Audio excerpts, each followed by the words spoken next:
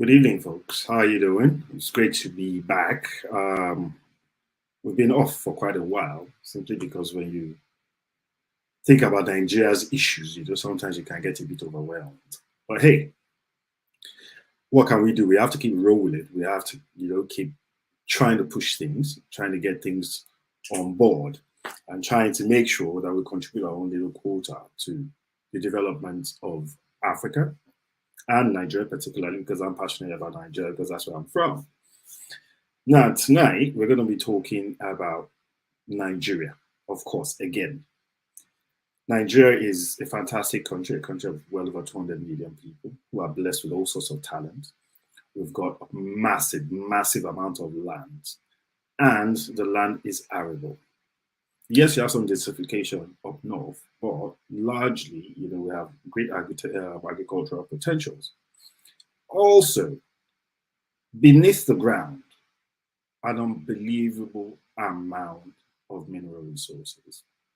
Yet the country suffers all sorts of problems. Now, the foundation of all those problems are actually political.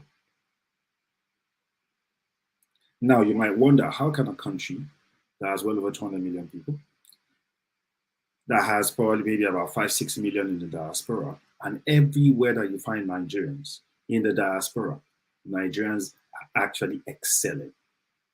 Nigerians rank in the top quarter of highly educated immigrants into the United States. Same thing in the United Kingdom, same thing in Canada, all over the world.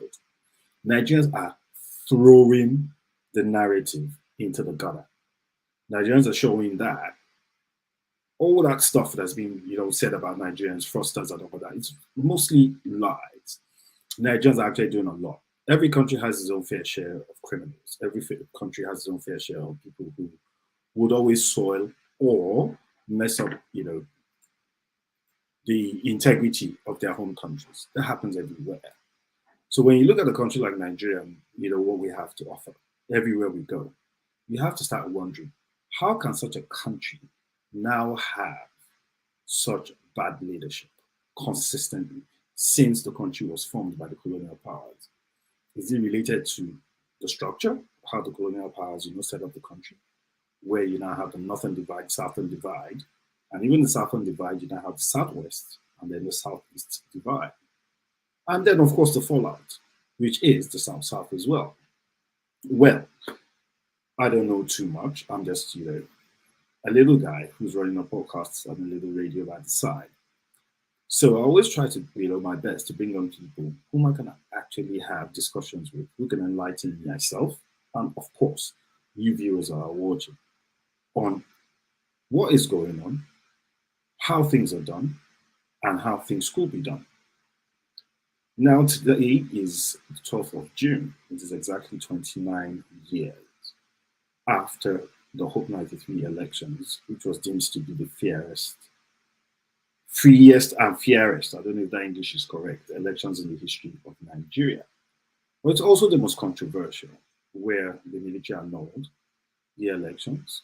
The junta led by General Ibrahim Babangida, who incidentally is still alive, annulled the elections.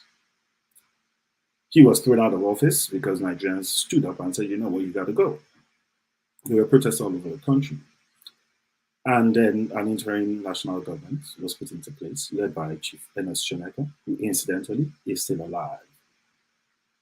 But Ernest Shoneka, being, who he was, and then now being stuck in between guns of military, of, the relics of the military junta, and an incoming military junta, he had to leave office, and then General Sani Abacha took over.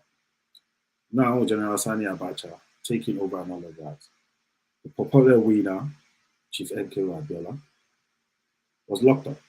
He was put under house arrest, and he died. Now, out of all the players in this, only Hawwah Abdullahi and Sani Abacha are linked. Chief Ernest Shoneka is still alive. General Ibrahim Babangida is still alive. These two people being alive, they've not been able to tell us exactly what happened, excuse me, back then. But that was the beginning of Nigeria sinking into an abyss. That was the beginning of Nigeria seeing itself divided along ethnic lines, religious lines. I went to Federal Government College, and I know that when I was there, both Federal Government colleges, as a matter of fact, one up north and one in the southwest, I don't think I saw anything about religion. I don't think religion was ever an issue. I don't think ethnicity was ever an issue. But at the end of the day, what happened? We are where we are.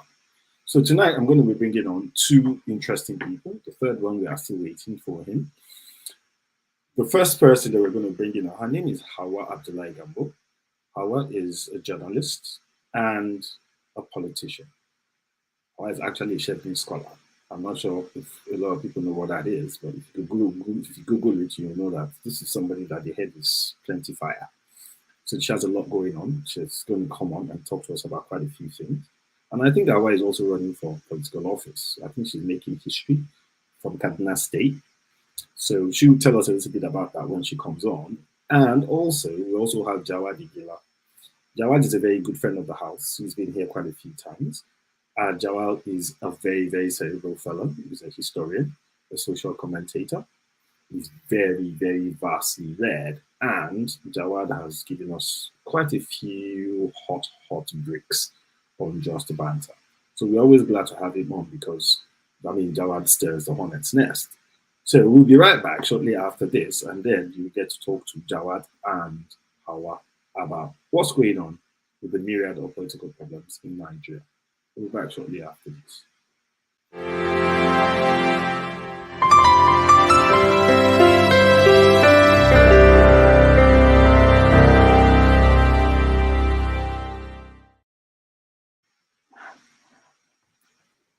Hello, Jawad. How are you doing? Yes, fine, thank you. I'm very much fine. Thank Yeah, it's great to always have you on. Hawwah, hi, how are you? Hello, Habib. Hello, Jawad. It's a pleasure to be here. Thank you for you. inviting Hello, me. hello, So, Hawwah. Hawwah, I Classes. think you need to speak up a little bit more because we can't see your face, so that's already a challenge. You have told Can us you hear that. me now? Oh, yes, we can hear you now. Yeah, clear. Jawad, can you Okay. hear us? Yeah, I can hear. All It's right, a that's pleasure brilliant. to be with you guys. All right. I think I'm wearing a headphone and I did not pick up the mouthpiece, so I just did now. Oh, all right, Okay. that's fantastic. Hawwah, it's a great pleasure to have you on. I think I'm going to start with you in terms of what's going on, in Nigeria, the politics, and all of that. I just give a brief background history, into where I think that Nigeria's problems actually started from, which is the Hope 93 elections and all of that. Right? Now, Yes. can you give us, a brief background of your political journey, your political understanding, and what you think, the start of Nigeria's political problems are? Where do you think it all came from? Well, thank you very much, Habib, for the invite. And that's a very interesting question. Unfortunately, I do not think I have enough knowledge, enough education and understanding of what happened 29 years ago during the 1983 elections because I was pretty much a teenager then.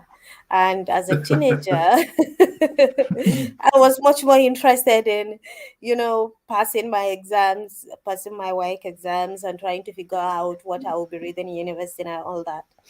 Yeah. But I have a pretty vast knowledge and understanding of the political trajectory of Nigeria since 1999 to date. Mm-hmm. As you rightly said in your introduction earlier,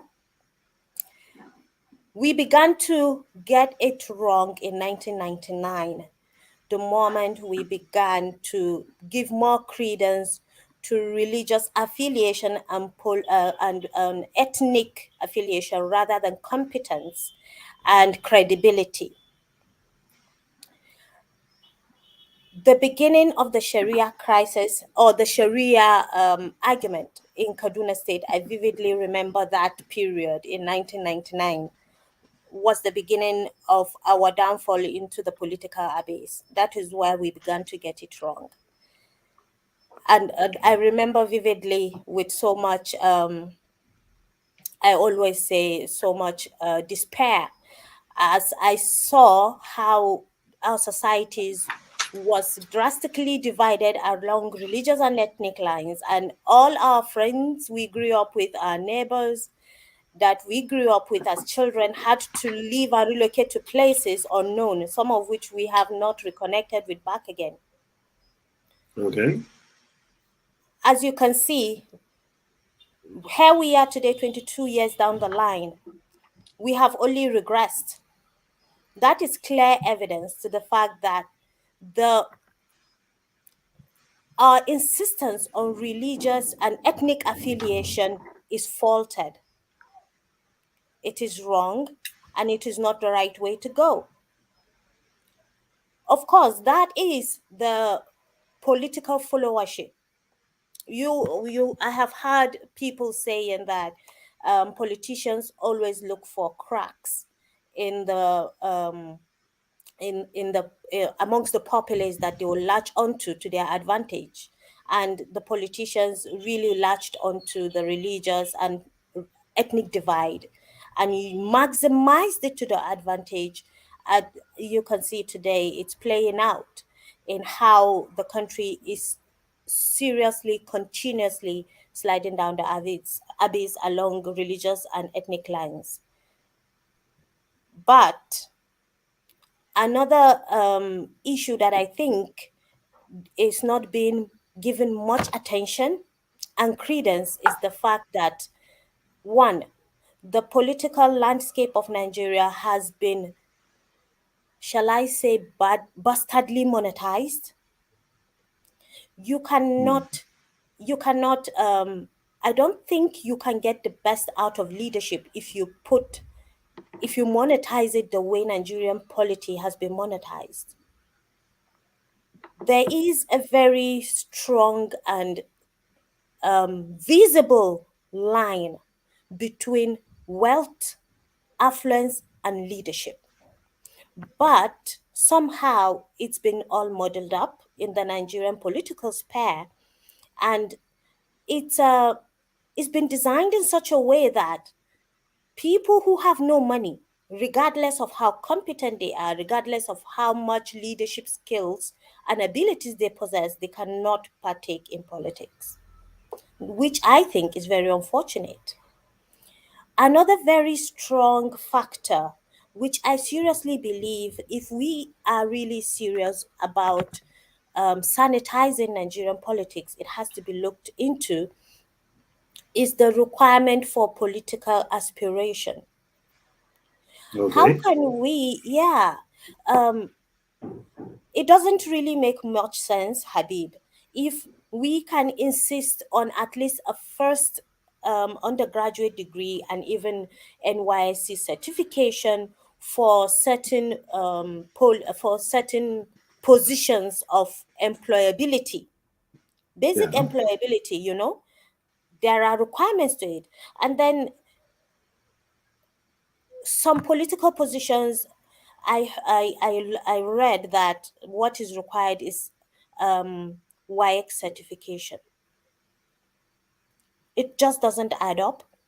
A lot of this does not add up. If we are talking about credible leadership and having a sanitized polity, there has to be a considerable level of intellectual achievement to be able to qualify for participation. Yeah. But that is not what is obtainable in the Nigerian polity. I mean, anyone can go contest for consulorship. Anyone can go contest for local government chairmanship. Anyone can go contest for House of Assembly representation and House of Representatives representation, even without any considerable amount of knowledge. And we keep forgetting the fact that true development, true growth begins at the grassroots. If the people that are being left to lead the grassroots are completely incapable of doing that, then we will continue to experience chaos. And that is Okay. So exactly what is happening. okay. So hang on there, Hawwah. Now, Yeah. Jawad, a lot has been said, by people everywhere. Most of the people in the country and people in the diaspora Mhm. about followership in Nigeria, about how people, are not asking the right questions. Let's first start from here. Do Nigerians have the capability to even ask the right questions in the first place? For them to be able to even assess, candidates based on their competence and all of that. Why exactly do we keep suffering this same issue of political, I don't even know what to call it. There's a lot of brigandage going on. What exactly do you think is going on there? Okay. In order to understand some of the problems that belies the political Nigeria, you have to first of all understand the country as a whole is not a nation, and by nation I mean you have common rules, common customs, common language, common people. So you have a myriad of people, and when those myriads of people come together, and there is no common purpose before them other than symbols that have been given to them, i.e., you've got a flag, you've got a set of you've got a national anthem, and you've also got a pledge. If you just the first stanza of the pledge says, "I pledge to Nigeria, my country, to be faithful, loyal, and honest," right? Yeah. But you're speaking it in a language that you yourself don't understand. It's a borrowed language. There is often a saying that if you go before the elders and you give your word, you keep to your word because you've given that word to your elders. But who are the elders in Nigeria? We don't have any. And to take it back another notch, first and foremost, the country was created as a company, the Royal Niger Company. The idea of having a country only came a couple of decades later when the British decided, we think we've got something here, let's go in. And they literally bought the land, the people of the Royal Niger Company for £833,000. 833,000 pounds was the price paid for that geographical location called Nigeria. And if you notice, then there used to be a northern protectorate, then there used to be a southern protectorate. Now, wait, Jawad, that £833,000 is probably not going to buy you a house in a lot of parts of London right now. No, obviously it won't. I mean, you're looking, but back then, that was quite a sizable amount of money. Oh, yeah. See? And then if you then look subsequently, the British then decided, okay, we've got the Northern Protectorate and we've got the Southern Protectorate. Let's bring them both together. Now, in bringing them together, that is the beginning of the problem. Now, when you brought those two separate countries together, let's look at it from that point of view. They were separate countries. Because it used to be Southern Protectorate and Cameroon, wasn't it? Okay. Until Cameroon broke off, right? So the Northern Protectorate, in bringing them in, when the British came in and decided, you know what, we're going to run this place as a country, the way and the manner they did the administration was twofold. You had largely autonomous rule in the north, and down south, indirect through the chiefs and what have you. It didn't quite work well in the southeast because they didn't have the traditional mode of traditional rulers that we have then in the north and in the southwest. Now, fast forward a bit, The 1946 Richard Constitution was where everything went completely pear-shaped. I.e., there was a key rule in there, and the key rule was this: whoever controls the center dictates to everybody else.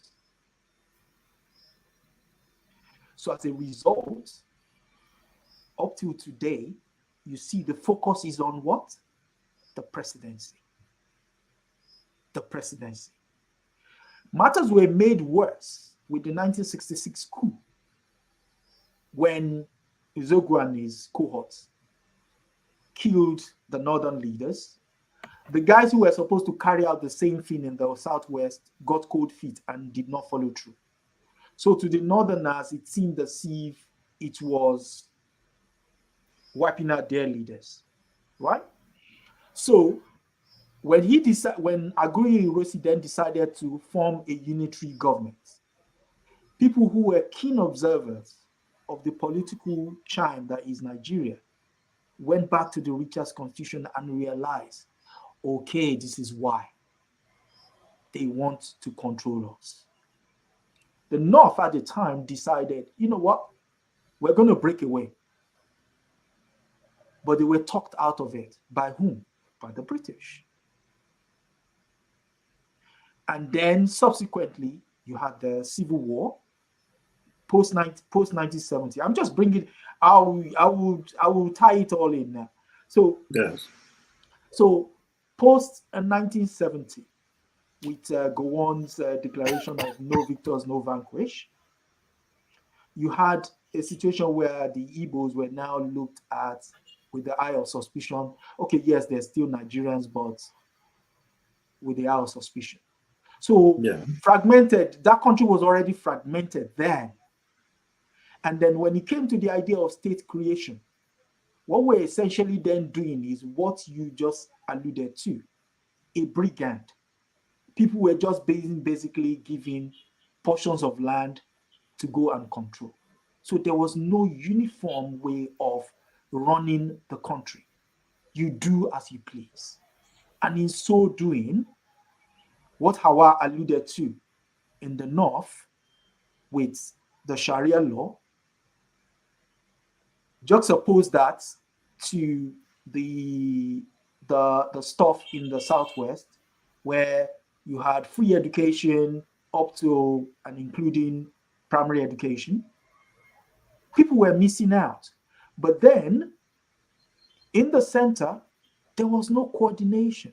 I mean, up till today, we're still using the colonial curriculum of education. 60 years in. So how is Nigeria going to come up with its own political system, whereas the framework you're still operating on is an old framework? Okay, so hold it right there. Now, Hawwah, hello, Hawwah, are you there? Yes, I am, hi babe. Okay, all right. Now, Hawwah, you're just, going into politics as a fresher. Yes. And you run NGOs and all of that. Yes. Yes. You're running for the Federal House of Representatives for Kaduna State, right? Yes. No. Well, one constituency in Kaduna State. Okay. All right. What's the name of the constituency again? Chikunkajuru constituency. All right, the Chikunkajuru constituency. Now, you're the flag bearer of your party. Now, we have seen, like you mentioned earlier on, that there's been a lot of monetization, a lot of money exchanging hands and all of that. We have seen a lot of the old guard still maintaining their prominent positions when it comes to Nigerian politics. These same old guard are the people that everybody has been pointing at and saying they are the money bags. They are the ones who are throwing money around. Now, tell us, without adequate education of the people, how will they resist collecting those monies? Especially when you look at the fact that there's a lot of poverty when it comes to northern Nigeria. I know that you are a very strong advocate of education. You have gone through the motions, so much so that you were even able to get a scholarship to go and school abroad. So you can actually talk from a position of somebody who is going to try to pick themselves up and not depend on handouts from these politicians who, when they give you money, they give you 5,000, 3,000, 10,000, or whatever, funny amounts of money they give these people. And then, they leave them disenfranchised for the next 4 years. How do you hope to be able to navigate this political process when you're so much of a critic of this money politics? Well, that's a very interesting question, Habib. To begin with, um, my foray into the political cycle is actually also very interesting. It's still very intriguing to me myself because I don't have any money to give anybody. And yet here we are. And I am a lot of people say I'm a hopeless romantic. Yes, I'm a hopeless romantic. I do actually believe that someday and sometime will come that Nigerians will be able to grow out of this cycle of monetized politicking. But then they have to come to the awareness to understand that they are not even truly educated. A first degree or even a master's degree and PhD degree does not guarantee you enough education to understand what is going on unless you put your head out of the box and self teach yourself a lot of things about what is going on. The truth remains what Jawad mentioned earlier. Our curriculum is faulted right from the beginning. Mm-hmm. The educations we receive is the type that makes you answerable, perpetually answerable to the system.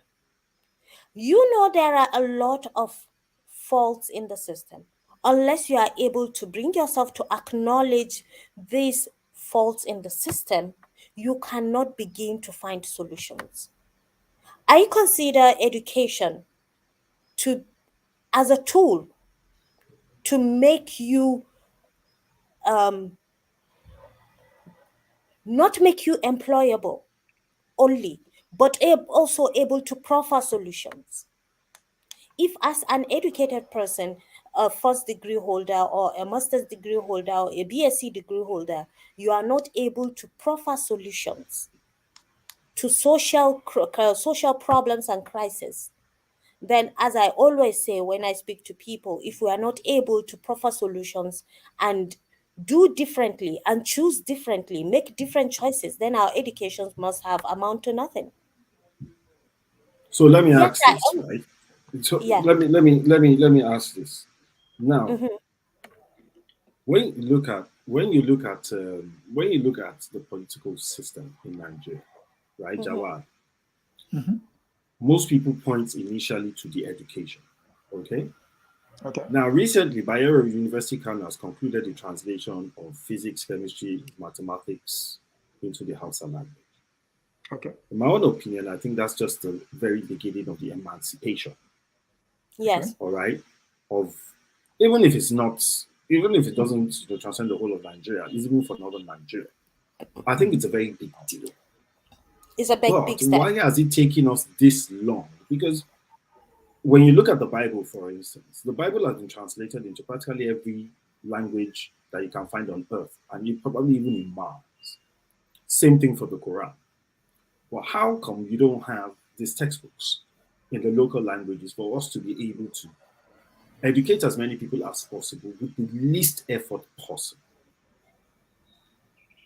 Okay. Hawa mentioned something. She said she's an advocate for education. Yeah. How many advocates do we have in the Nigerian political scene for education? I mean, any politician that comes on, basically, it's almost an afterthought Yeah. because it's an afterthought. What you then find is, as long as that remains the case, Nigeria will continue to wallow. There was a gentleman who wrote a book titled "Born in Blackness" by Howard French, Yeah. a New York bestseller. And in one of his book talks, he mentioned the fact that Nigeria is a sad case. And why is Nigeria a sad case? Here is a body of people sitting at the right corner with the right kind of weather, right temperate. Again, going back to what you said earlier in the introduction, rich land, vast amount of people, agricultural advantages and what have you.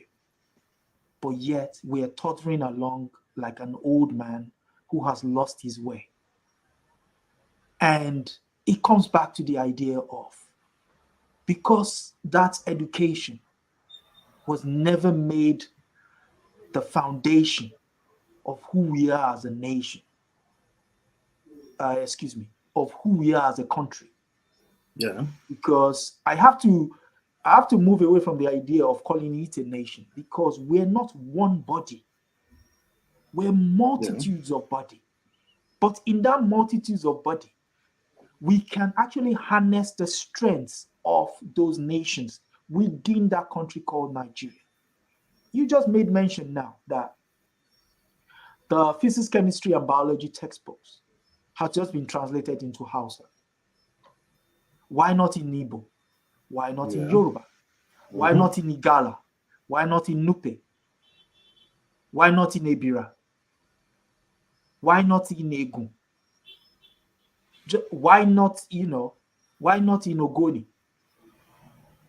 I mean, we're literally sitting on a gold mine of minds that we are allowing to rot away. 170 million people, conservatively put, in that country, of which 60% are women, of which 40% of them are under the ages of 18. If we do the numbers, that is the size of Western Europe.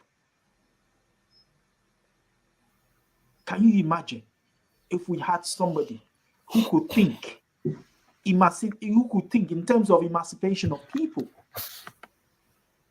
We had leaders, and I mean, I don't mean within Nigeria.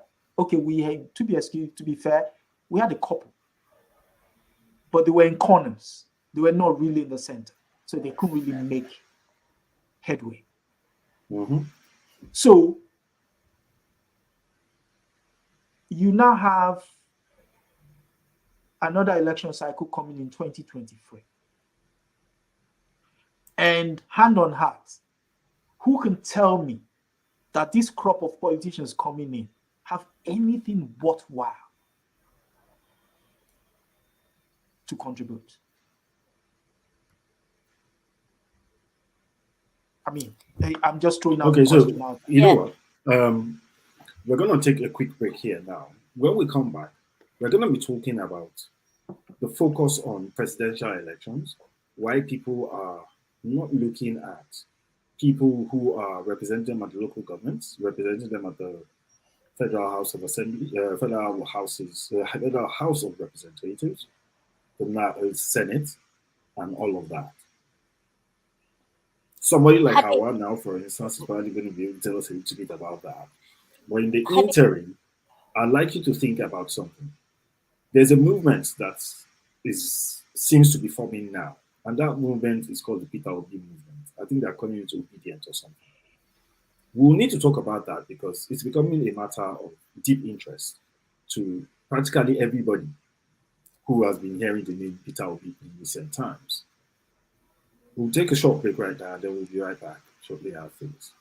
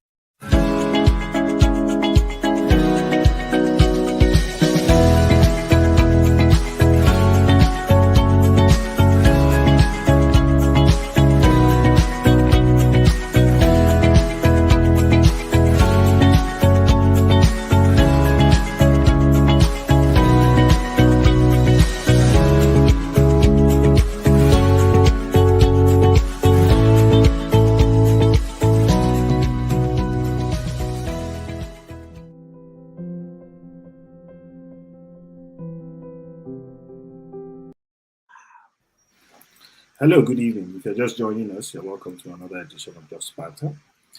Tonight, we have two very interesting people on the show. We have Jawad Iginla and Hawwah Abdullahi Gambo. Now, I didn't call those names in any particular order. I just called it, as it came to me before people start to attack me and say I'm a sexist now. Now, tonight we are talking about Nigeria and the myriad of political problems that we have in Nigeria. Nigeria is a country that has been blessed with so much, but yet we have seen so little. Now, before we went on a short break, I did mention that there's a new movement that seems to be coming up in the country, and that new movement is called obedience. People are talking about Peter Obi. Now, the focus continuously is on presidential candidates. People really don't talk about the people who are representing them at local governments, councillors, local government chairmen. They don't talk about the people who are actually going to make the laws in the country. So those are the people in the houses of assembly. Those are the people that go to the House of Representatives. Those are the people that go to the Senate. As a matter of fact, a lot of people just jaw when it comes to the issue of government. The focus is always on the presidency. Now, Hawwah, why are they always consistent talking about the presidency? How come people are not focusing on the people, like yourself, who are going to the House of Representatives? How come they are not aware that this is one of the most critical elections, that particular lawmaker position? Okay, thank you very much, Habib. I will beg your indulgence to make a comment about an issue that Jawad mentioned before we went on break. He was Okay. speaking about the need for a leader that will emancipate the people. And I want to say one thing about that. We cannot have leaders that are interested in the emancipation of its people unless we have women who have been emancipated. I am a Okay. gender advocate, I'm a gender equality advocate, I'm a women's rights advocate. Women, Habib mentioned, are 60% of Nigeria's Sorry, population. hold on, Howard. We And have a call in. Let's hear okay, what Joshua Adesanya has to say. Joshua Adesanya is calling from London. Can you hear him? How about Jawad? Can you hear him? No, I can't. And Howard, you can't hear him. Okay, all right. no. All right, Okay, Joshua, go ahead. we cannot talk about emancipation of the people if we continue to neglect the fact that 60% of the population of that people are deliberately, culturally, and religiously suppressed. Okay. So, no matter how much a leader wants to be the forebearer of emancipation, is a null and void effort, because the women are suppressed, are oppressed, and they are Mm-hmm. not emancipated. No one else can be. We are the ones who raise the next generation. We are the ones who bring birth to the next generation, raise them and train them. If we pass on to them the suppression and the oppression that's been given to us, it just continues the cycle.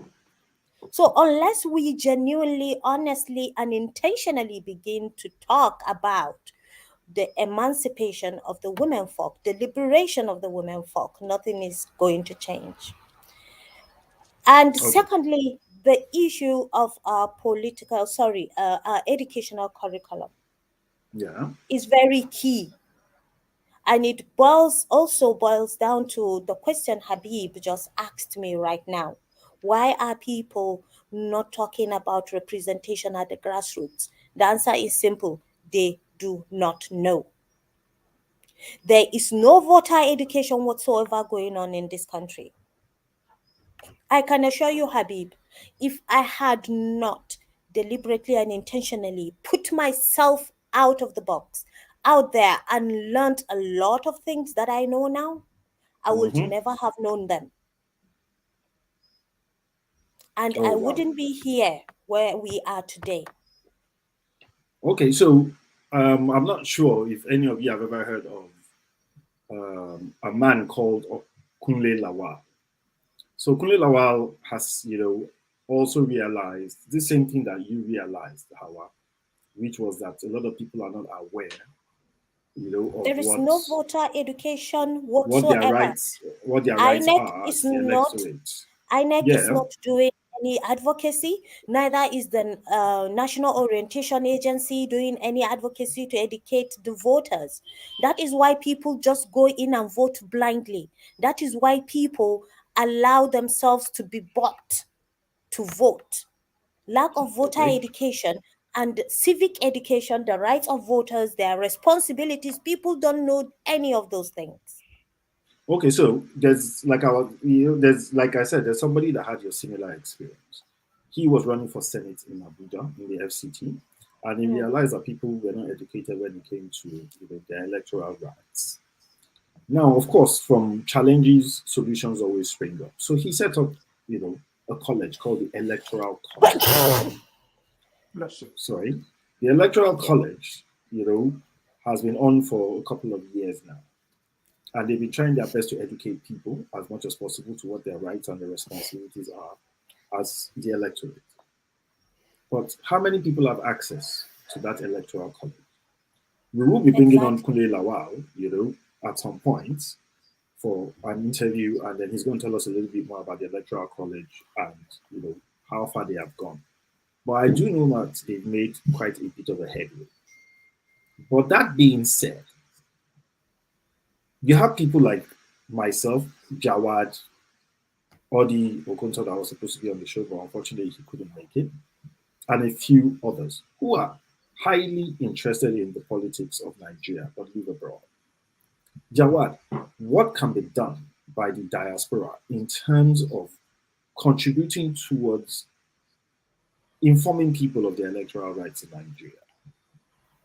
Is it that they should set up NGOs? Is it that they should, carry the people along and find a way to print flyers that are educative? What exactly, do you think can be done in those areas? How can we start educating people on, their electoral rights?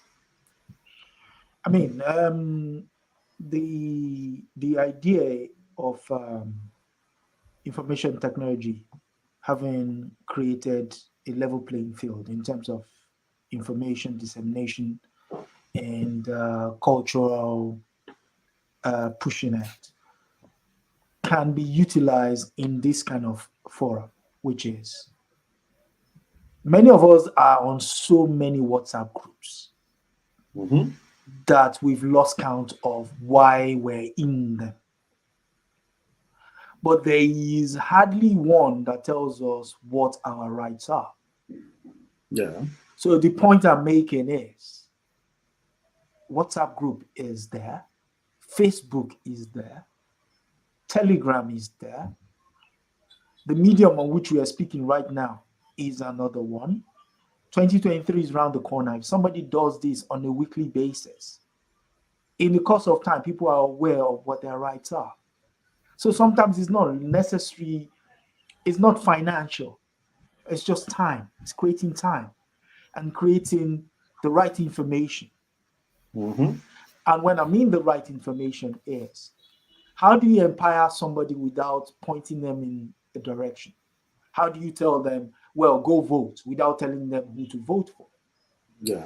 And in Nigeria, that is difficult to do because the moment you start speaking, either one, they pick up your accent, they pick up your name, they pick up your political affiliation, Mm-hmm. and then your stories get tainted. The message you're trying to bring gets tainted. I mean, I could tell you for one, we've got 774 local governments in Nigeria as at the last count. Yeah. Of those 774 local governments, I think, if I'm not mistaken, about 7 or 8 months ago, the president signed it. I don't know whether it's an executive order or something along the lines that the states should stop interfering. No. Oh, sorry. the money that is meant for the local government should go directly to the local governments, as opposed to being channeled through the states. Yeah. So what you have is like there are so many local governments, like you have. I mean, when we are coming from school, you know, you're traveling through up the road. You see local governments after local governments, their buildings are standing far from the road. There is hardly anybody there. And the reason that is because the focus of attention of governance is not there. Yeah. Because again, it comes back to the issue of voters' education. If you know that your local government takes care of your roads, your sea roads, your Yeah. wells, your farmlands, your allocation for fertilizer, you would know where to go. But the idea that that has been derided to the point where people actually now go directly to their states governments, or sometimes they actually go to representatives like Hawwah would be to their place of residence, sit down there for days, hoping they get audience. And when they do get audience, that then becomes the culture as opposed to the local government. Because the idea of the local government is to take the idea of governance down and democracy down to the grassroots. Yeah. 774 in a square, in a 92,000 square kilometer land space. Everybody is covered. But because you only have 36 states, and some of those states are like countries. Like Lagos. I mean, Lagos is a tiny Lagos. You can do Lagos in a couple of hours. Yes, but the population of Lagos, you know. Yeah, the population of Lagos is comparable to the population of New York. It's about I think it's about 14, 15 million. But I'm saying the farther you go away from Lagos, the more desolate the place becomes. The moment you get out of let me see, out of Ogbomoso, Yeah. it becomes it becomes an open landmass. From there on, it becomes an open landmass. And then you could then see that, and then you start wondering, where is the government here? Because there is no government presence. And these 36 governors have turned themselves into little Caesars. They decide who becomes your local government chairman, which should not be the case. Gods, semi-god, demigods. Demigods. Now, So, Hawwah, so I'll get back to you right now, Jawad. Hawwah, Yes. for women, because you mentioned something earlier on, you spoke about women and the roles that they play or they are supposed to play in nation building. Yeah. Now, for a lot of people, they would have expected that women would ordinarily be the foundation of any campaign. Why? Because they have access to their children, they have access to their husbands, they have the ears of their families when it comes to passing across a message of any strategic importance. But we have seen that a lot of women cannot take part in the type of politics that takes place in Nigeria, where you hold political meetings at 2 a.m. in the morning and all those type of things. How do we deal with such an issue?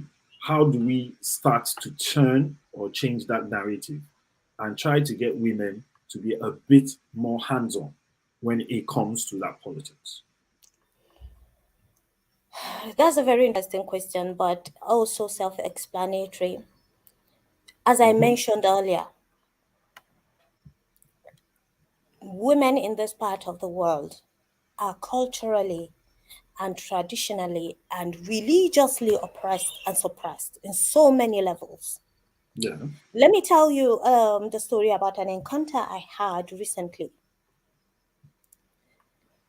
I went to the bank, and then, of course, I have been a public servant my entire life. But when I ventured into this space, I had to resign from my job. So when he asked me, "What job do you do?" I said, "I'm a politician." And he looked at me askance and said, "You're a politician?" I said, "Yes." He said he can't believe it. I said, why? He said, because he always finds it impossible to believe that women can be politicians. I said, why not? He said, because political meetings and political programs only happens at night. So when and campaigns are every day. So when you're going to campaign, what do you tell your husband? I asked him the same thing I tell him when I'm going to job, when I'm going to work. If I'm going to the bank or I'm going to my place of work in the wherever I'm working, it's the same with politics. So you see, the politicking itself, politics has been shall I say, given a very different meaning and understanding and definition in this society, that, oh, it Yeah. is one thing I have always known is dirty, is corrupt, is not for responsible people. So even the men that are in politics, we all understand right from the one they are the ones with the reputation um of being irresponsible, rugged, violent, or anything like that, something like Yeah. that. That is what made a lot of people who are considered intellectuals with the right intellect and leadership abilities to be leaders shy away from engaging in politics because, oh, they don't want to taint their reputation. When I shared my ambition with a lot of family and friends, that is what they said to me. I don't like politicians, I don't do politics. I said, why Mm-hmm. not? Oh, because they are corrupt, they are bad people, they are terrible, it's corrupt. I don't want to get myself involved in that. And that is why everyone should be involved. That Yeah. is why everyone should get their hands dirty and do the work. But no, when people give this kind of definitions, understandings, and opinions about politics, everyone just shies away and decides to, as I always say, jump ship. And then we leave Yeah. the ship at the hands of those who cannot sail. Okay. Now, So women cannot be partisan politicians. I yeah. know the reason why women cannot more women are incapable, not because they don't want to, they are incapable of being partisan politicians, is because they rely on the permissions of their fathers and their husbands who would never permit them. Okay. All right. So we have a comment from one of the viewers, and he was talking about a statement that Jawad, made earlier on. But we have a surprise guest, so I'm just going to bring him in. He tried to call in earlier on, but he could not. He could not connect, to the call. His name is Yemi Joshua Adesoya. So I'm going to add Joshua into the show. Hello, Joshua. How are you doing? I'm very well. Thank you so much, Habib. How are you doing? I'm fine. I'm fine. It's great to have you on. First, before Thank we you. start with you, let's first look at the comments that was made by Unduku M. So Unduku said, "What about talking about the different individuals running for office and what they stand for? Educating the voters on who is up for election, also having weekly civics classes on Nigerian politics." Now, in a lot of cases, this is actually the problem. Most of the politics in Nigeria is being discussed around ethnic and religious lines. Nobody is actually talking about what exactly are the capabilities of these individuals who are running for these different offices around the country and at different levels. Now, Yemi, you were going to say something earlier on. You were trying to call Mm. in. Let's have your comments first. All right. Thank you very much, Habib, for having me on the call. And good evening to you, Jawad and Hawwah. Okay. It's great to have you guys sharing with us. And yeah. Um, okay. So I've kind of been listening to the contribution of Hawwah and Jawad. Let me start by saying to Hawwah, thank you very much for stepping up for the women folk. I heard a lot of what you said earlier, and honestly speaking, I really doff my hat to you.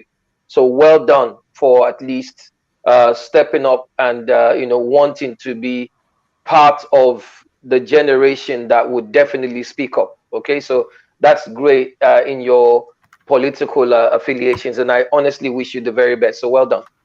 Thank you very much, DME. Yeah, in terms of, oh my goodness, I've got so much to say tonight. Where do I start from? So, Habib, sorry, help me, Habib. Repeat that question, please, because I have so many other things I wanted to say, but let me try and zone in on your question, and I'll spread it a little bit very quickly. So basically, I think where you were trying to, join us was when we're talking about, voter education and all of that. Aha. How can, the diaspora contribute to the education of Nigerians in terms of their civic rights? That is it.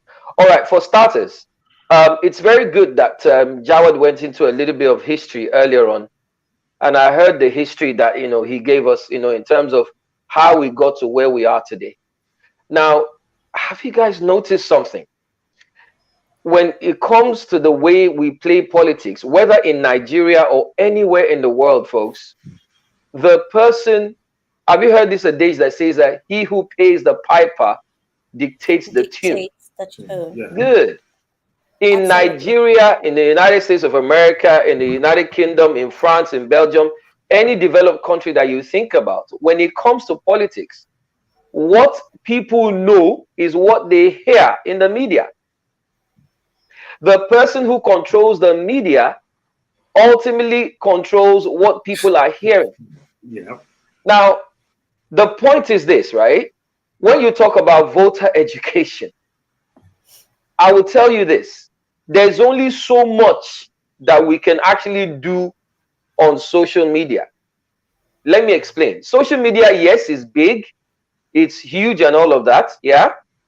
But unfortunately, these days, I see a lot of fragmentation in some of the way we use social media, like when Jawad was talking earlier about WhatsApp groups and stuff like that, and Facebook. Yes, it's good, but to a measurable extent. Now, what is more effective, and I'll come to the area of diaspora inclusivity now. What is more effective, ladies and gentlemen, is us getting into mainstream media. Hopefully in Nigeria somehow.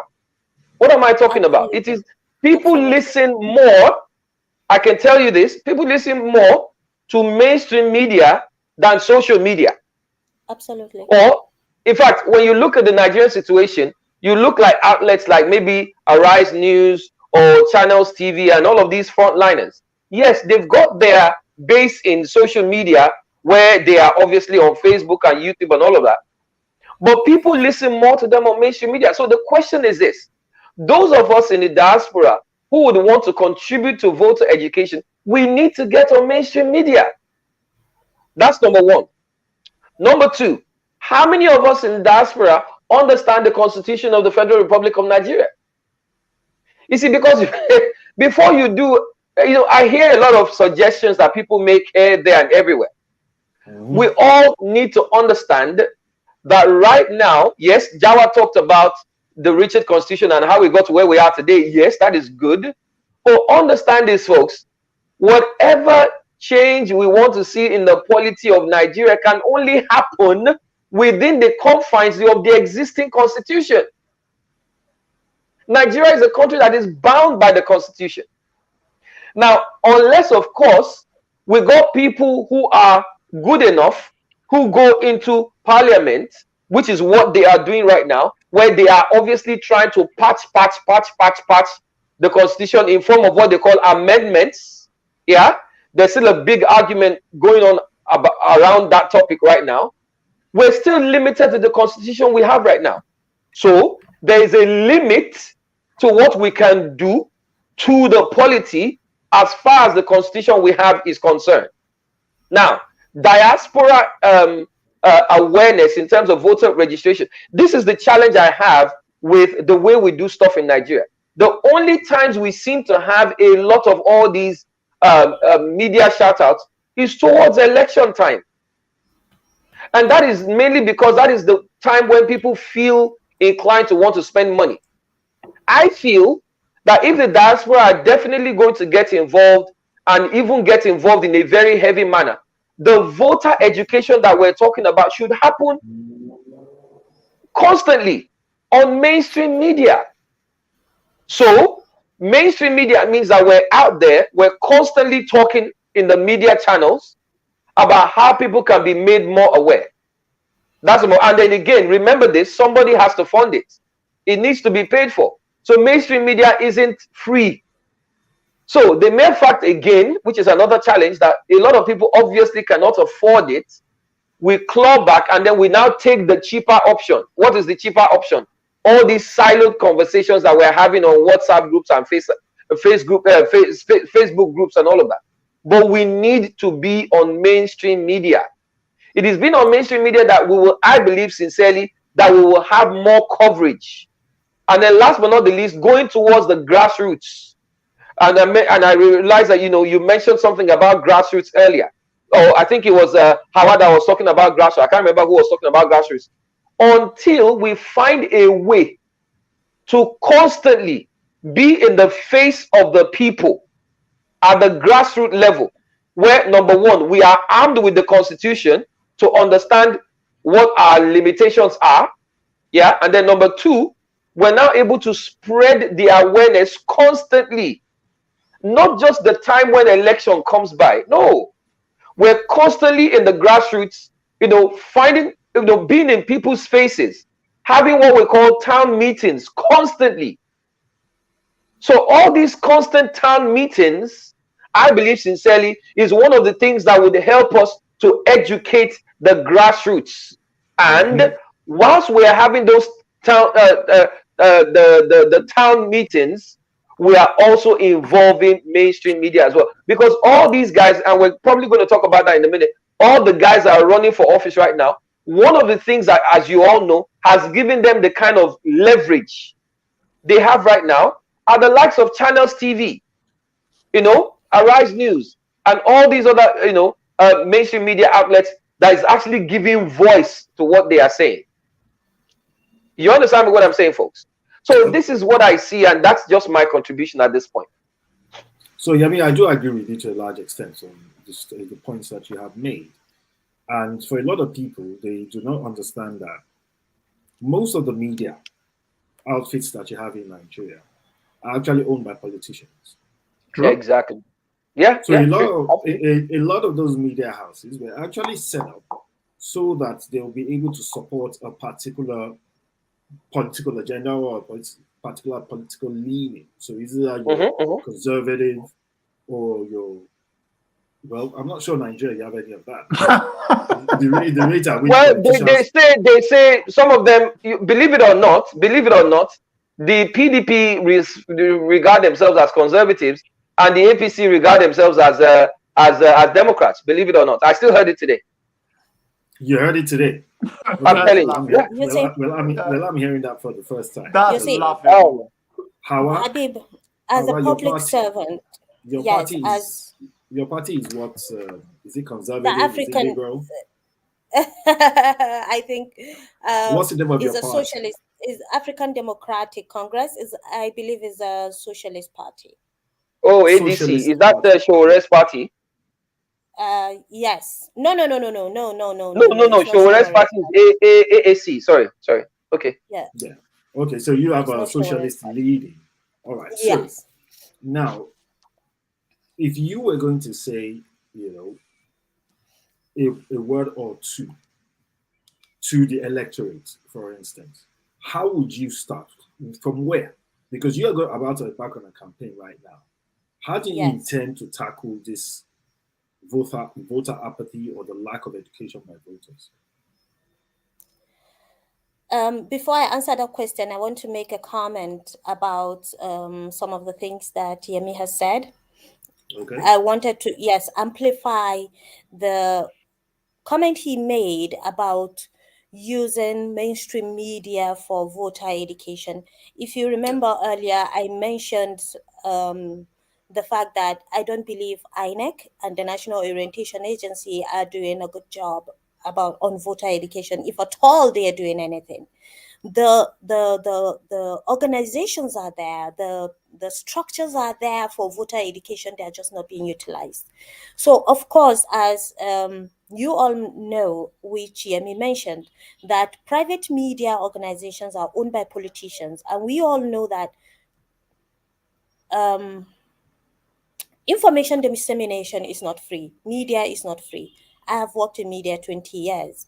I know how expensive information dissemination is, and I know Exactly. how, yes, I know that he who pays the piper dictates the tone. Absolutely. So, Yeah. voter registration is the responsibility of the country, is the country's responsibility to educate its voters.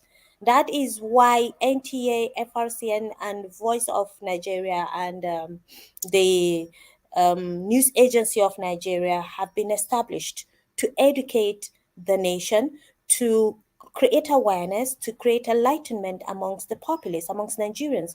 These are the ideal outlets that are supposed to be used for voter education. But unfortunately, even these organizations are struggling because the government has neglected um, information dissemination at that level. Government owned media organizations are struggling. And INEC, a National Orientation Agency, which I have very little information about the realities they are facing, are not really living up to expectations in terms of voter education. So these are the issues we have to talk about. The private media organizations, of course, it's not their responsibility. If they do that, it is a patriotic thing, it's a great thing, it's commendable, but it is not their responsibility unless someone is paying for it. Okay, so how I would beg to disagree with you at that point. Where you Okay? say that it is not their responsibility because Unless we someone is paying for it. no no no Because no no even no. How let please me land, please let me please land, how let me land, please how Habib. please how please Okay, please. You see, okay, we all owe a responsibility to whatever environment we find ourselves, regardless yeah, of how we found ourselves in those environments.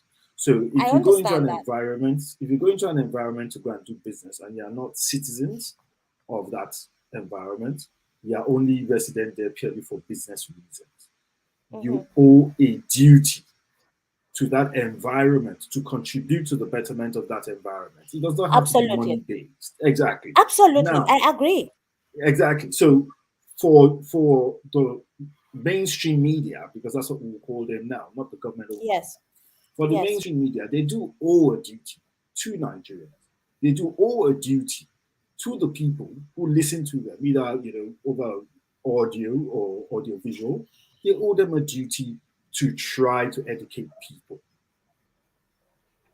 It's yes, they an do. They ethical thing, and it's a moral thing to do. So we cannot they do. continuously be shelving responsibility and trying to be passing responsibilities, across board. We all have to start taking responsibility for where we have found ourselves. There are over 5 million Nigerians in diaspora. More than half of them wish that they could live in Nigeria, but they can't for various reasons. Habib, let me And say the this. foundation of those issues is politics. Absolutely, I agree. You see, the reason why I say that is because I understand it is everyone else's responsibility. But it is like, let me give you an analogy with the Almajiri. Here in the north, every one of us is concerned about the Almajiris on the streets, about these small boys that are on the streets and have been like abandoned by both their parents and society. Yeah. Some of us who are able are taking responsibility for them. But we all must understand the fact that the first person with the responsibility are their parents. If their True. parents refuse to take responsibility, then they must be held accountable. So, in this discussion, I am holding government and government organs accountable first before anyone else. Okay. If government media organizations will not educate voters, it is them I will hold responsible first before private media organizations. If government media organizations, which are supposed to educate and enlighten and inform the people, are monetized only to broadcast what is paid for contrary to what should be broadcast, I would hold that government media organization responsible first before holding the private media organizations responsible. That is just what I'm saying. Okay. All right. Jawad, what are your thoughts on? I would buttress what Hawwah said, and the reason I'll say that is, we have the National Orientation Agency, which was set up for exactly this kind of public enlightenment facing duties. And in concept to that, we also have, in each of those states, we have ministries of information. To those states, most of those states have public radio stations. Okay. So the question would now be, what is the point or what is the reason for their existence if they're not doing... I remember when growing up in Lagos, Radio Lagos then used to do jingles. Ebosita Kelo Dibo. Which is the vote is coming. So, and you knew, my grandmother who couldn't even speak English knew voting was coming because she heard it constantly. And in Lagos at the time, there was Egun service. So you heard even in Egun. So going back to what Hawwah is saying, yes, we have to hold them responsible. This idea of, I know there is what is called corporate social responsibility on the part of the private sector to contribute to the well-being of whatever it is they're doing their business. But first and foremost, their basic priority is making profit. Corporate responsibility is an afterthought. Is an afterthought. We've been here long enough to know if there is not money in it for them, they won't participate. I mean, what's the point of telling people to go out and vote? Is that going to chime money into their coffers? No, it's not. I mean, they will do it as public service, but then that will be probably for tax purposes, where they will write it off as tax deductibles. But then it comes back to us. We set up agencies specifically for functions like this. The National Orientation Agency, the News Agency of Nigeria, the Voice of Nigeria, Federal Radio Corporation of Nigeria. They all exist for a reason. Yes. Jawad, Habib, I need to say something real quick. The thing is this, right? You see, you and Hawwah are correct. Those agencies, I must confess to you, they are actually working right now. They are working. They are doing, I was, in Nigeria recently, and those things are there, to be honest with you. Yeah? Okay. The point I was actually trying to make earlier is the fact that it seems that their work is actually amplified only during election season. That's what I feel. Okay. I feel rather than it being constantly, just constantly in your face kind of thing. You understand what? Okay, so you're saying that if they were consistent, yes, in terms of the engagement, there's probably going to be a higher level of engagement. Absolutely. So maybe there needs to be. So maybe there needs to be a refooting within those agencies. Okay. So let me. Okay. In terms of what? Sorry, Jawad. In terms of bringing the message forward. All right. Okay. I hear what you're saying, Jawad, but I think I get where you're going. By and large, all of us, I'm sure, we understand how the Nigerian system works. Okay. Those guys would only work, and I know you know this, Jawad and Habib, and how they only work obviously when they have funds, to be able to do what they do. The people that are supposed to travel, budget, yes, they have budget. I agree with you. So the thing is this, okay, stay with me. They have budget, yes, you're 100% correct. But then the other question is, has the monetary allocation that needs to go to them, has it gone to them? So the thing is, we can actually sit here all night, all day long, and talk about what their responsibilities are. All of us on this platform, we know what their responsibilities are. But one of the reasons why, again, let me say this over and over, why the people are not that much strongly aware, or as aware as they should be, is I feel that the information is not consistent enough. Now, maybe that boils down to how frequently they are able to go out. Yes, that could be a constraint.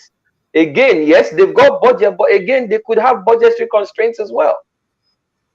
You and I know that if we're supposed to have some powerful effectiveness in the terms of how information is disseminated, left to me, those guys should be going out maybe every day or every 2 days. But what if they tell you that, look, we have budget, but sorry, the budget doesn't cover us to go out every week even. We can only go out once a month because we don't have money to fill the cars that we need to go out with. That's a constraint. I understand. Okay, so a quick one. A quick one, good people. So their budget, the Ministry of Information, their budget, the last budget allocation to them was 8.2 billion. Now, 8.2 billion now, when you look at it holistically, one thing will come, across to you very clearly. There are certain critical ministries that get very little to no funding.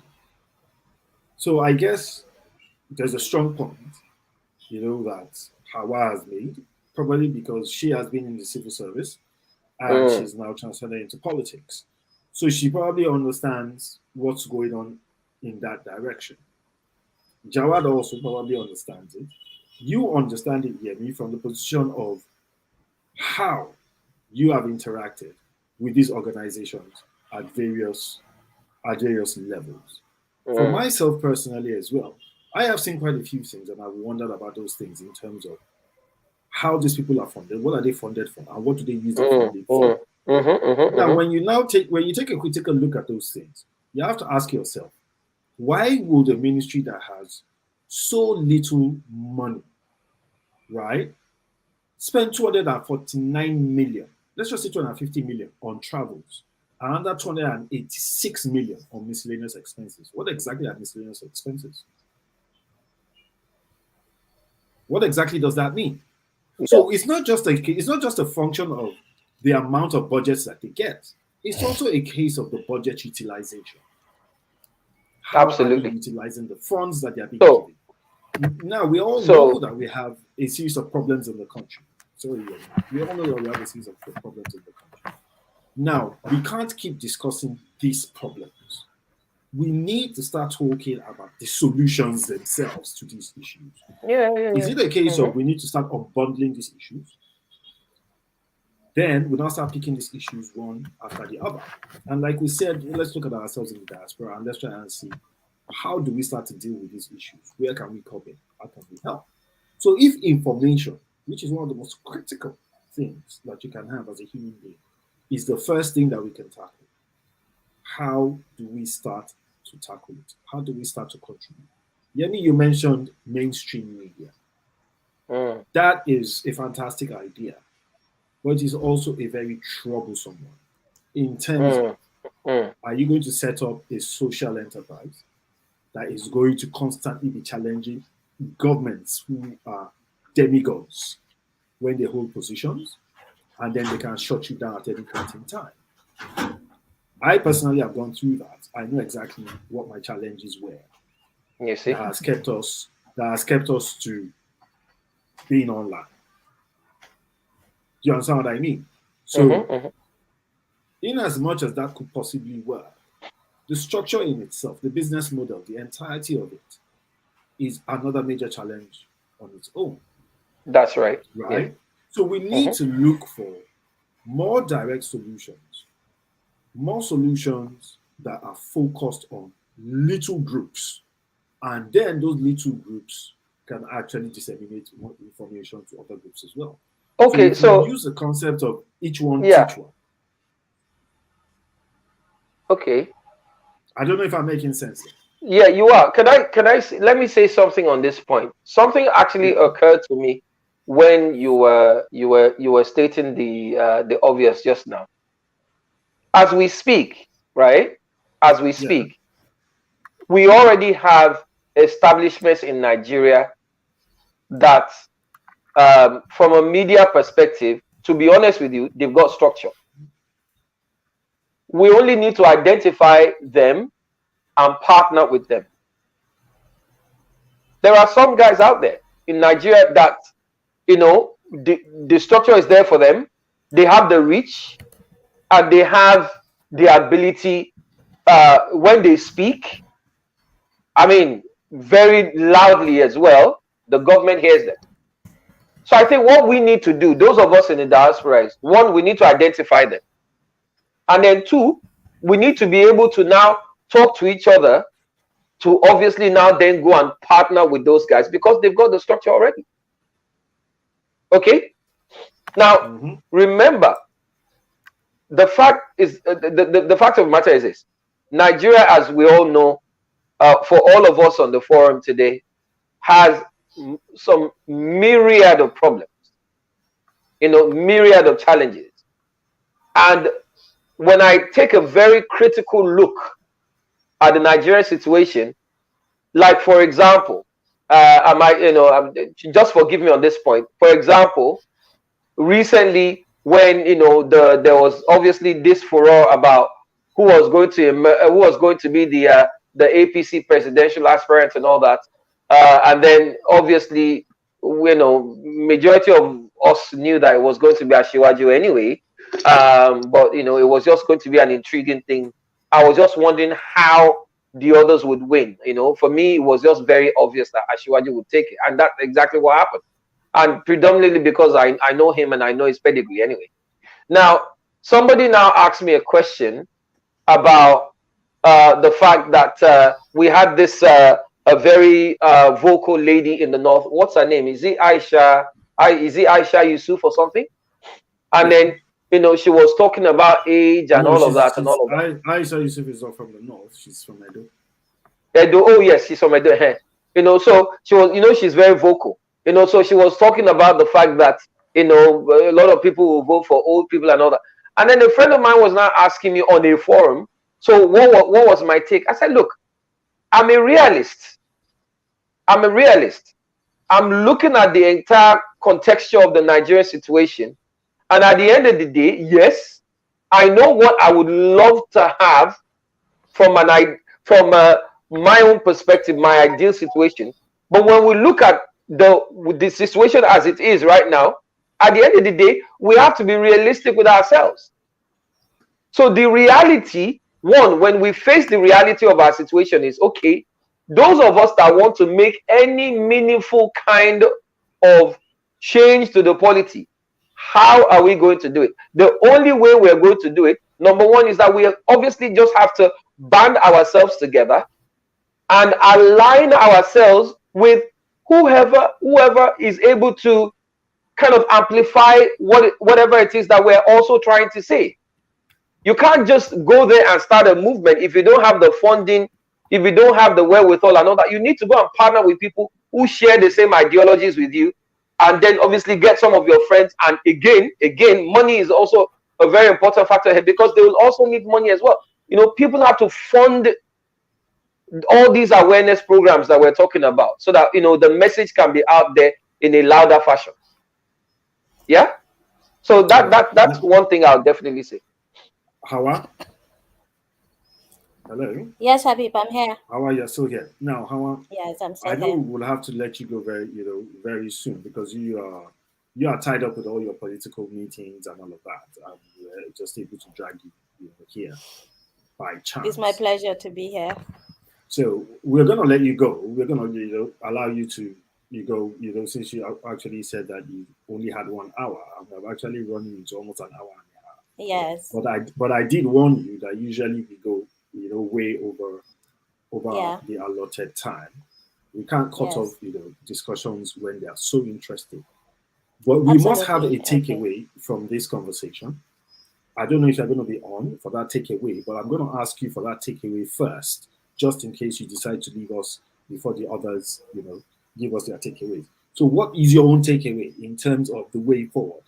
We have all come to an agreement, more or less, that information dissemination is the most important part of this entire, scenario at the moment. Give us your quick takeaway on how to deal with it.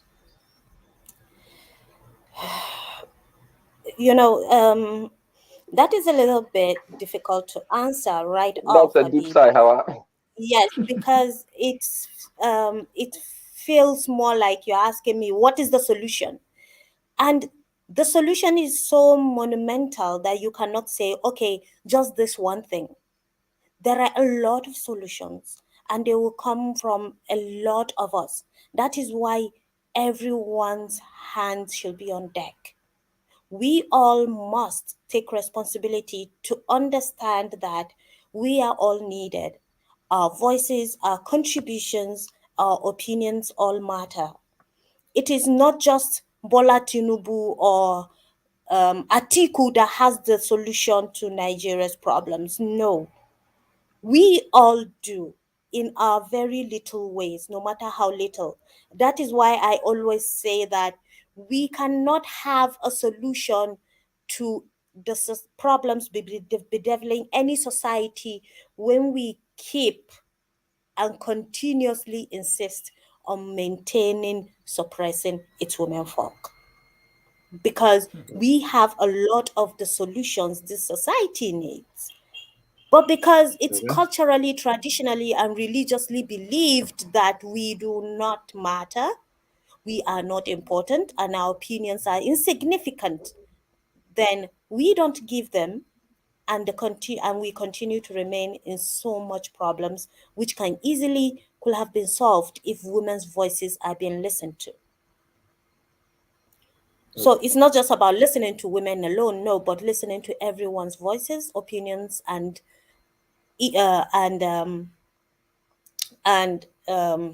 contributions to how we can move Nigeria forward. Everyone matters. Thank you very much. And that is my takeaway for this forum today. It's been very insightful. Guys, I have to leave anyways because my laptop is down. I don't have light, so I will have to log out soon. It's been very Nigerian insightful. Problems. Thank you very much. I appreciate spending time with you and learning from you guys. And thank you very much, Hawwah. You're most welcome. I do hope that we'll have more opportunities to brainstorm and share ideas. I'm very grateful and honored to be amongst you guys. Thank you. Don't worry, Hawwah. We'll be inviting you over. This time around, we'll just you so that you come and tell us a little bit about your political campaign and how you intend to run this, in this money bag era. Yes, I will be very honored. I'll be very glad to. Thank you very much, Hawwah. You have a great evening. Thank you. Same to you. Bye. Yeah. Bye. Goodbye. Yes, so Jawad, get me. Well, we have somebody else who has joined us now, and his name is Bamidi. Bamidi, hello. Good evening. How are you?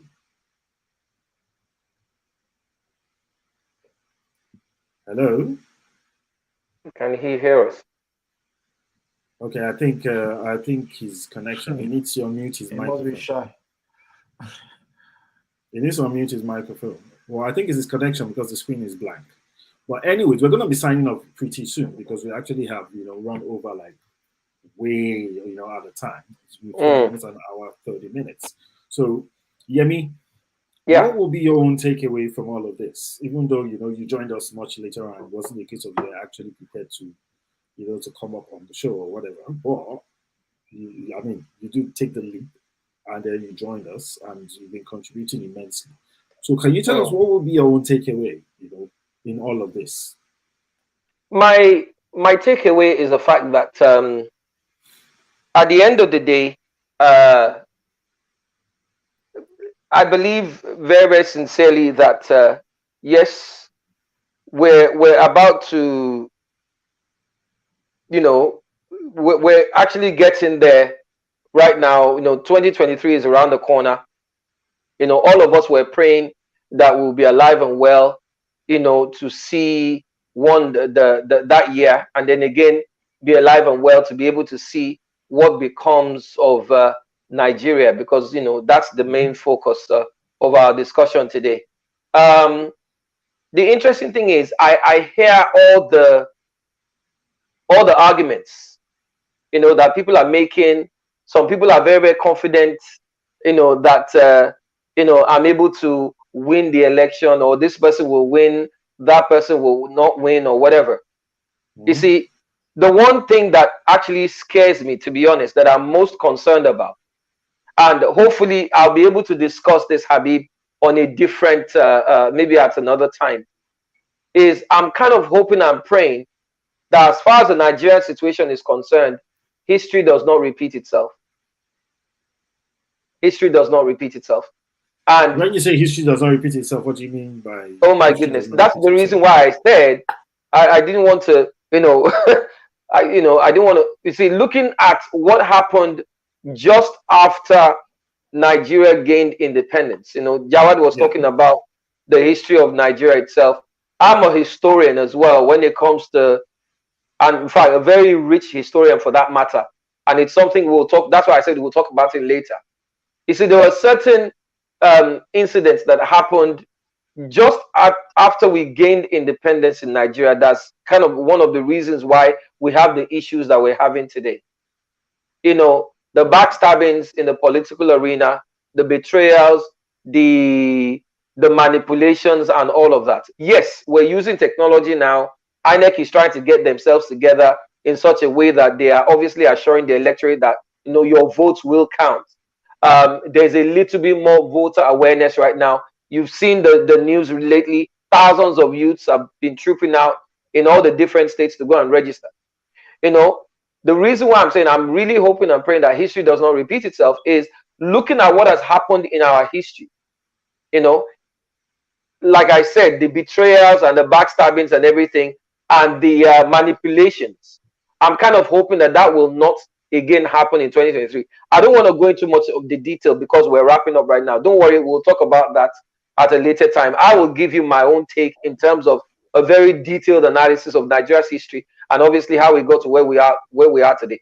However, so the thing is this, I'm kind of hoping that the things we're doing, the activities we're doing right now in terms of trying to conscientize people, trying to gather awareness, trying to educate the masses, I'm kind of hoping that it would work, and to a reasonable extent that people have the right information to make the right choices.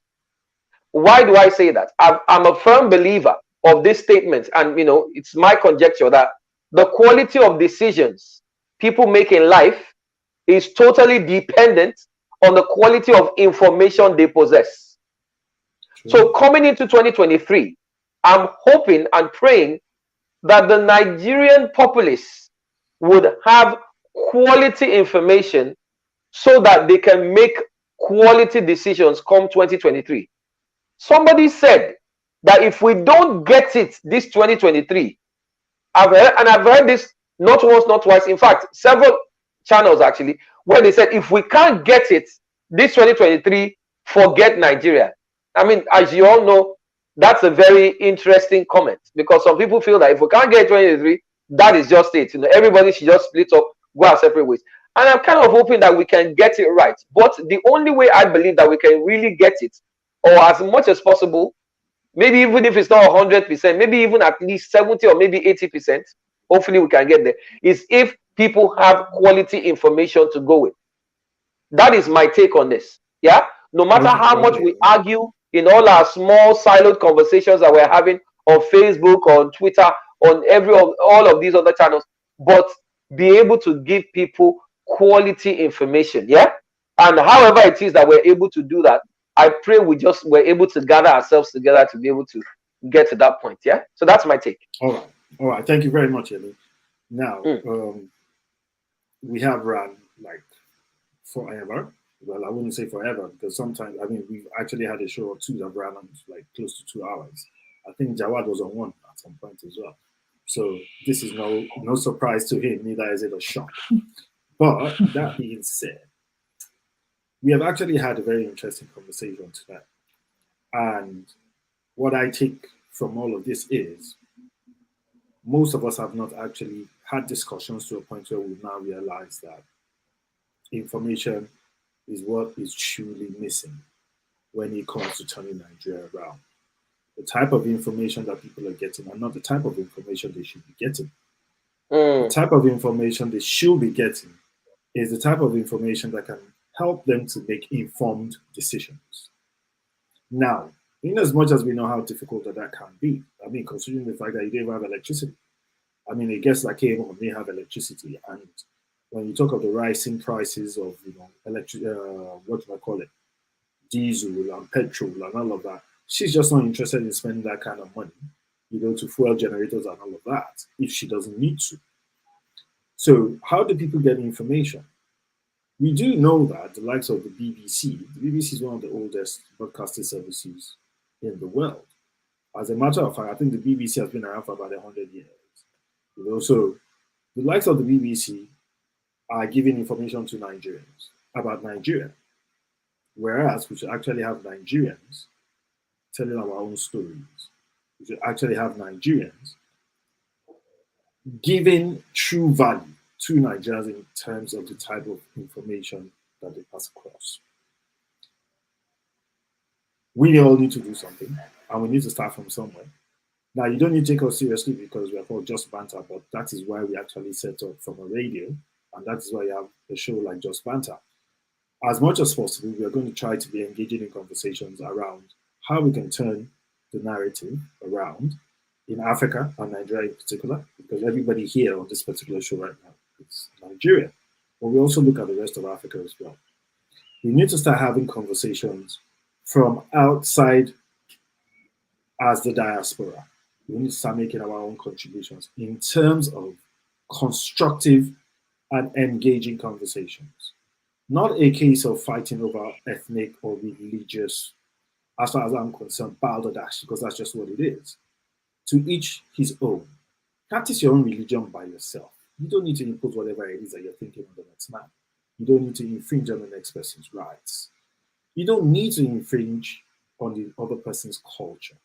Respect their culture, respect the religion. Let each man be. Let's discuss the issues that truly matter. How do we get on? How do we go back to where we come from? How do we contribute to what is happening over there? How do we have electricity? How do we have good roads? How do we have good medical services? How do we have social services? Those are the things that truly matter. So we all need to be able to contribute our own little quota from time to time. If you don't want to move back, to Africa, nobody is saying you should. But what we're saying is, let's make Africa livable.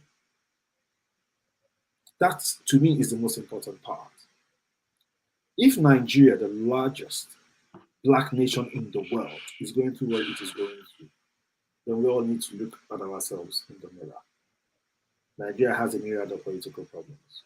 We all have an idea now that the initial problem is the type of information that they're getting. Please, please, please, try and talk to the people that you know. Try and talk to your family members who are back home in your home country, especially Nigeria, and try to tell them that if you collect 5,000 naira from anybody, it does not mean that you should vote for that person. You can collect their money from them. It's probably your own money that's been stolen. Go and vote with your conscience. Go and vote with your conscience. You will starve to death if you collect 5,000 naira from somebody and you go and vote for that same person, because that person is going to recoup his money when he gets into that political office with interest. Don't be deceived. There is no such thing as Omawadi, like most people say. There's no such thing. Once they get there, they all speak the same language, whether they are Hausa, they are Yoruba, they are Igbo, whatever. They all speak the same language when they get there. When it comes to sharing money, they all understand each other implicitly. So let's stop fooling ourselves. Let's stop encouraging these people to do what they do and get away with it. It needs to end. If you know anybody that hasn't gotten their PVC, talk to them, go and get your PVC. If they tell you that somebody is coming to come and pay their money to go and line up somewhere to vote for somebody, tell them to collect the money, but they should vote their conscience. They should vote right. Jawad, unfortunately, we were not able to talk tonight about the new phenomenon that's going on in Nigeria called Peter Obi. I hope at some point, we'll be able to talk about Peter Obi. I am very interested in having that conversation because I see a lot of things happening and I'm getting a bit excited. I'm not saying I'm supporting, I'm not saying I'm voting for him. I'm neutral. I'm not influencing anybody's decisions when it comes to that. Yeah. To do the right thing. So I'm just saying that I'm getting excited that he could leave the PDP, move to the Labour Party, and then he can garner so much traction. We saw, a short video of, a rally that was being held for him in Ibadan yesterday, or was it today? And I was pretty shocked. I was like, okay, this is amazing. I've heard so many people talking about him, so we would love to have that conversation at some point. I don't know who's going to be available for the show that day, but we're going to talk about it, and we're going to look in depth at that man called Peter Obi. All right. So thank you very much, gentlemen, for taking out the time to join us tonight. We hope you have a great evening and a great week ahead. And we'll be seeing you and talking to you as time goes on. Now, if you're watching this and you have not either subscribed to From a Radio on either YouTube or Facebook or whatever, please, we would implore you to do so. Support us, share it as much as possible. You can also go to the From a Radio website and get all the latest news from around the world. It keeps coming in every other second. Whatever it is that you need to find out is there. Just go to the description or into the bio if you're watching from a platform that uses the bio, and just click on the link in there and it'll take you straight to the From a Radio website. Please leave a review as well if you can. We truly appreciate that. Thank you very much, everybody. You have a great and fantastic evening, and we'll see you again on Thursday when we talk to the Sickle Cell Society of Ireland about the upcoming Sickle Cell Day. Good night, everyone. Thank you very much. Good night. Thank you. Bye-bye. Bye.